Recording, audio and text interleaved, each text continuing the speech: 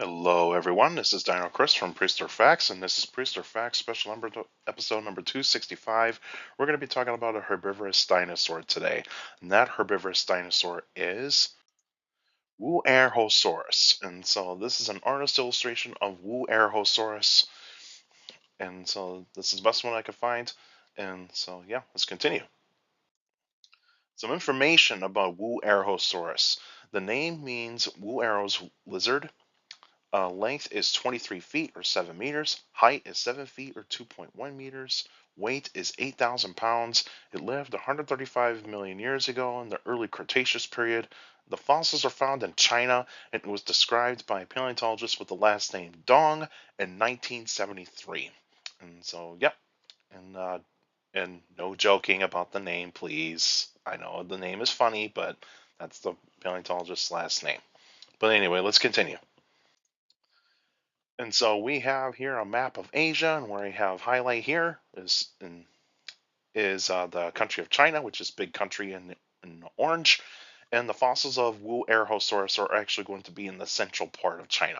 And so that's where most of the fossils are going to be found. And here's a size chart of Wuerhosaurus compared to a modern human male. And so there is some debate about the plates in terms of artist illustrations. So I'll talk about that a little bit later.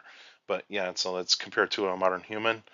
And then we have here on the bottom right is a skeleton of Wuerhosaurus based off the holotype specimen. So it is a very incomplete dinosaur. So we got a couple of plates, partial, nearly complete pelvis, a complete shoulder blade, nearly complete humerus, and that's it. So, and also a really good chest plate too. Good chest plate that has been found with it too, but that's it.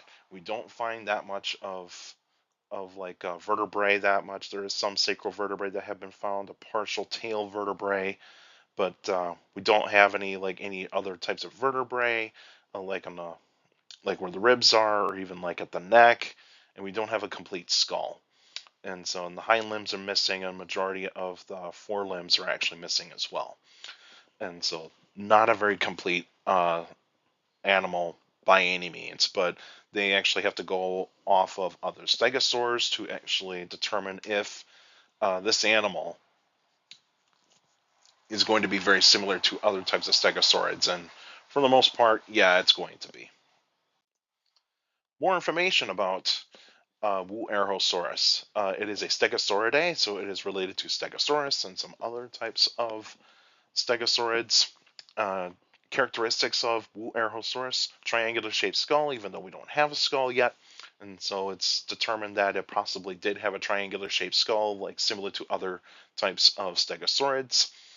Short forelimbs, long hind limbs, that is prototypical of stegosaurids, and of course some ankylosaurs as well. And of course, the plate design is unknown, and so based off of the plates and some artist illustrations, it's highly debated of like what the plates are going to look like. There's some that actually give it kind of like shorter plates in terms of like height, and then there's some that actually give the plates a little bit more of like a Stegosaurus type of look. But it is still a debate of what the plates are going to look like.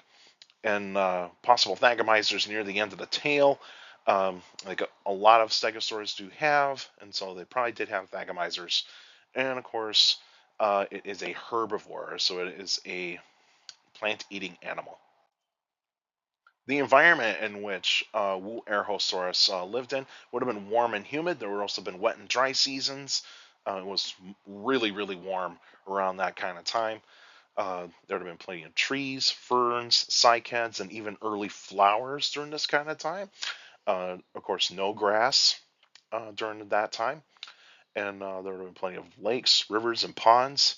And the other animals that were around, like insects, amphibians, reptiles, mammals, early avian dinosaurs, or which we call birds, and pterosaurs, and of course, other non avian dinosaurs. Predators. We have not found any large theropod animals in the time of Wuerhosaurus. But the idea could be is that there might have been allosaurids around, and even Metriacanthosaurids that might have been around this in that time as well. So it would be either one of those two types of theropod dinosaurs roaming around alongside with Wuerhosaurus. The extinction of Wuerhosaurus would have been climate change. Increased temperatures, so the temperatures climbed, and then it created drier conditions, and of course the plants changed. And so, and this is and Wuerhosaurus around this kind of time is like the youngest of the stegosaurs that have been found, and so Wuerhosaurus could have been the last stegosaurid. It could have been the last stegosaurid, but there's still some debates of maybe that stegosaurus probably did live on a little bit longer after 135 million years ago, but that's still debated. It is still debated about that. And so Wuerhosaurus could have been the last stegosaurid. And so, yeah, it could have been. And here's an early Cretaceous map. This is the best one that I could find. Could not find one for 135 million years ago, but 120 is fine. It's a 15 million year difference. But where I have circled here, that would have been where Wuerhosaurus would have been living in around that kind of time, 135 million years ago. And so the next episode will be on July 30th, 2026, and that will be a Q&A episode. So if you got any questions about dinosaurs and other prehistoric life, feel free to email me at dinocris71@gmail.com, or just go to my Facebook page, Prehistoric Facts with Dino Chris. Like the page, you guys should post your questions in the comment section. Please put them in the comment section. Don't put them on Messenger.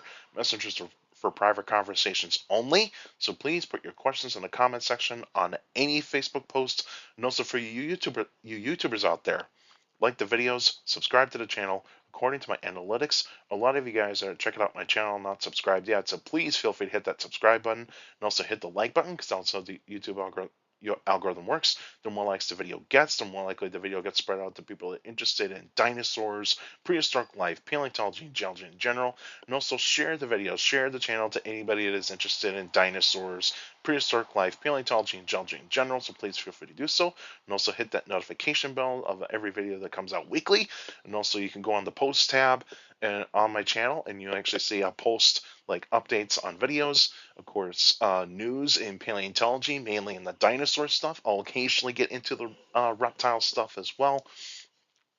And of course, I post polls every 3 days on the channel, and you guys are participating in those polls, and that's great. And I keep up the great work with that. And also, for you YouTubers out there, leave your questions in the comment section. I do read them all. All of you guys are sending me questions via email, Facebook, and YouTube. You guys are awesome. You give me some great questions for the Q&A episodes this upcoming one pretty soon. And so keep up the great work with that. And also make sure you keep your questions short and to the point. You can also follow me on Instagram at dino.chris.pf. I'll post pretty cool stuff on there. You can also follow me on Threads, same thing, at dino.chris.pf. I'll post pretty cool stuff on there as well. And also take care of the people around you. And also for you younger people out there, make sure you listen to your parents, your teachers, and your guardians. It's the best motivation you can have. A good education is very important. Have a good education. With a good education, you get a good job in the future. That's it for now. Now, see you guys next time.